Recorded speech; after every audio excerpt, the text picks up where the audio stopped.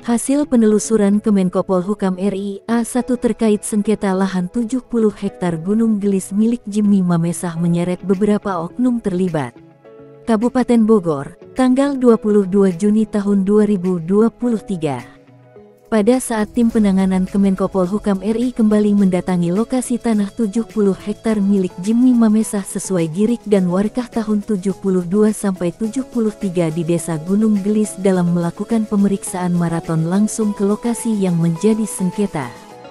Berdasarkan informasi yang didapat dan disampaikan langsung, tim Kemenko Polhukam menyampaikan kepada wartawan, benang merah dari permasalahan di tanah 70 hektar milik Jimmy Mamesah di Gunung Gelis ini adalah murni kesalahan di pihak Pemkab Bogor. Pihak Pemkab telah menjual aset negara dengan cara mengambil paksa dengan mengabaikan hak-hak para pemilik tanah asalnya.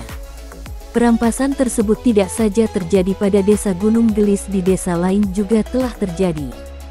Seperti Desa Cibanon, Nagrak dan Desa Pasir Angin, dan semua itu telah masuk sesuai laporan yang diterima oleh Kemenko Polhukam RI.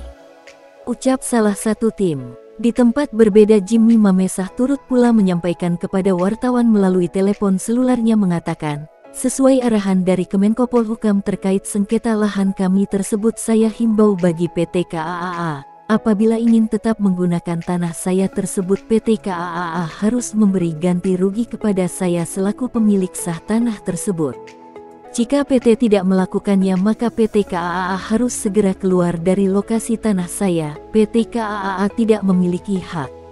PT KAAA membeli produk ciptaan akal-akalan sepihak, ilegal, produk cacat hukum Pemkab Bogor.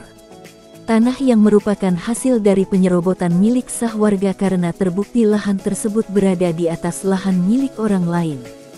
Ucap Jimmy Mamesah kepada wartawan. Kemenko Polhukam memberi waktu secepatnya kepada Eko, salah satu staf bidang pertanahan di Pemda Kabupaten Bogor, untuk mencari solusi dengan cara mencari pembelinya. Jika ternyata tidak dilakukan, maka di tanggal 5 Juli tahun 2023 mendatang Kemenko Polhukam RI akan mengundang kembali seluruh pihak yang diduga turut terlibat dan diminta pertanggungjawabannya, atau mereka yang terlibat dipastikan akan dikenakan sanksi pasal pidana perorangan, tambah Jimmy.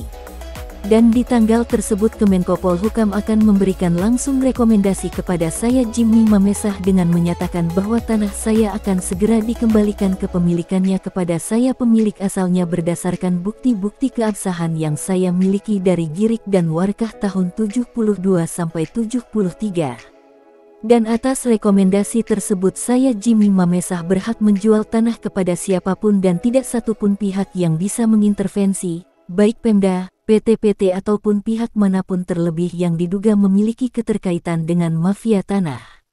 Ucap Jimmy menutup wawancaranya.